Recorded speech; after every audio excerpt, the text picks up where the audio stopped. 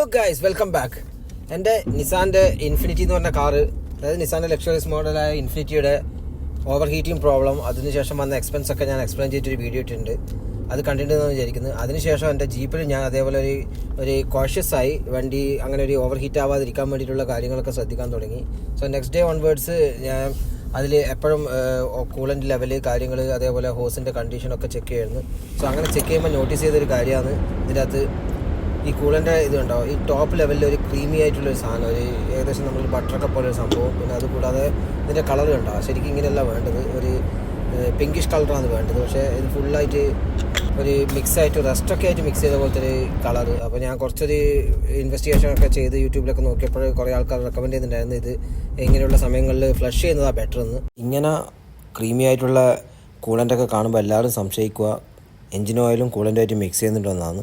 So അത് confirm ചെയ്യാൻ വേണ്ടിയിട്ട് ഞാൻ എൻജിൻ ഓയിൽ ഒന്ന് ചെക്ക് ചെയ്ത് 1-2 തവണയായിട്ട് ചെക്ക് ചെയ്ത്. അപ്പോൾ എൻജിൻ ഓയിൽ പ്യൂറാണ്, വേറെ പ്രോബ്ലംസ് ഒന്നുമില്ല, ക്രീമി കളറോ കാര്യങ്ങളൊന്നുമില്ല. ഇതിന് റേഡിയേറ്ററിൽ ഫില്ലിംഗ് പോയിന്റില്ല. അപ്പോൾ ഈ ഒരു എക്സ്പാൻഷൻ ടാങ്കൊക്കെ ക്ലീൻ ചെയ്യുന്ന ഒരു പ്രൊസീജിയറൊക്കെ ഉള്ളൊരു വീഡിയോ ആണ്. ഇൻ കേസ് നിങ്ങൾക്കും ചെയ്യേണ്ടെങ്കിൽ ഞാൻ എൻ്റെ എക്സ്പീരിയൻസ് ഷെയർ ചെയ്യായിരുന്നു. ഈ എക്സ്പാൻഷൻ ടാങ്ക് എന്ന് പറഞ്ഞാൽ ഒരു 3 ബോൾട്ടിൽ പ്ലസ് ഒരു 3 ഹോസും ഉണ്ട്. ഇത് മാത്രമേ ഉള്ളൂ. അപ്പോൾ സിമ്പിളായിട്ട് റിമൂവ് ചെയ്യാൻ പറ്റും. അത്ര കോംപ്ലിക്കേറ്റഡ് ഒന്നുമില്ല. സിമ്പിളായിട്ട് ഒരു പ്ലെയറും ഒരു 10 mm സോക്കറ്റും ഉണ്ടെങ്കിൽ ഇത് ഇങ്ങനെ ഊരിയെടുക്കാൻ പറ്റും. ഇതിപ്പോൾ ഞാൻ ഊരിയെടുത്ത് ഇതിനുള്ളിൽ കുറേ ബാഫൽ പ്ലേറ്റ് പോലത്തെ സാധനങ്ങളുണ്ട്. ഇത് വണ്ടി കുലുങ്ങുമ്പോൾ ഒക്കെ അങ്ങോട്ടും ഇങ്ങോട്ടും കൂളൻ്റ് പോയി ഇതാവാതിരിക്കാൻ. സോ അതുകൊണ്ട് തന്നെ ഇതിൽ ക്ലീൻ ചെയ്യൽ കുറച്ച് വലിയ ബുദ്ധിമുട്ടായിരുന്നു. എങ്കിലും എൻ്റെ ഒരു 5-6 തവണയുള്ള ഒരു കണ്ടിന്യൂസ് ആയിട്ട് പ്രഷറിൽ വാട്ടറും പിന്നെ അതുകൂടാതെ സോപ്പ് ഉപയോഗിച്ച് എൻ്റെ അതായത് രീതിയിലുള്ള കുറച്ച് കെമിക്കൽസ് സോപ്പിൻ്റെ കൂടെയൊക്കെ ഉള്ള നമ്മൾ വണ്ടി ക്ലീൻ ചെയ്യുന്ന കെമിക്കൽസ് ഒക്കെ ഉണ്ടല്ലോ, അതൊക്കെ ഇട്ട് അങ്ങനെ ഒരു 3-4 മണിക്കൂർ എടുത്തിട്ടാണ് ഇതൊന്നും മൊത്തമായിട്ടൊന്ന് ക്ലീനാക്കി എടുത്തത്. പക്ഷേ ഇത് മാത്രം ക്ലീൻ ചെയ്തുകൊണ്ട് കാര്യമില്ല. ഇനി വീണ്ടും ഈ സർക്കുലേറ്റ് ചെയ്തിട്ട് റേഡിയേറ്ററിൽ നിന്നുള്ള കൂളൻ്റൊക്കെ വീണ്ടും ഇതിലേക്ക് തന്നെ വരും. സോ അതിന് ഞാൻ സെക്കൻഡ് പാർട്ടിൽ ഇൻക്ലൂഡ് ചെയ്യുന്നതായിരിക്കും. ഇത് സ്വതവേ ഇങ്ങനെ വരുന്നതിന് കാരണം ഞാൻ അന്വേഷിച്ചപ്പോൾ ഒന്നിക്കൽ ഫാക്ടറിയിൽ നിന്ന് എന്തെങ്കിലും ഒരു കെമിക്കൽ ഇതിൻ്റെ അകത്ത് യൂസ് ചെയ്തിട്ടുണ്ടാവും, അത് ഉണ്ടാവും എന്ന് പറയുന്നത്.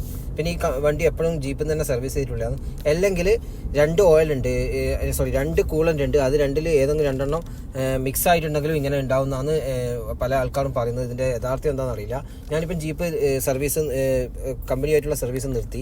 ഞാൻ തന്നെ ഇപ്പോൾ സ്വന്തമായിട്ടുള്ള മെയിൻ്റെനൻസ് ആണ്. സോ നിങ്ങളെ വണ്ടിയിൽ ഇങ്ങനെയൊന്നും ഉണ്ടെങ്കിൽ ഒന്ന് ഫ്ലഷ് ചെയ്തോന്ന് ഞാൻ സജസ്റ്റ് ചെയ്യുന്നു. അതിനുള്ള കറക്റ്റായിട്ടുള്ള ഫ്ലഷ് ചെയ്തോന്ന് പറയാനുണ്ടായ കാരണവും എല്ലാം ഞാൻ അടുത്ത വീഡിയോയിൽ സെക്കൻഡ് പാർട്ടിൽ കാണിച്ചു തരാം. That's it. Thank you for watching. See you in second part.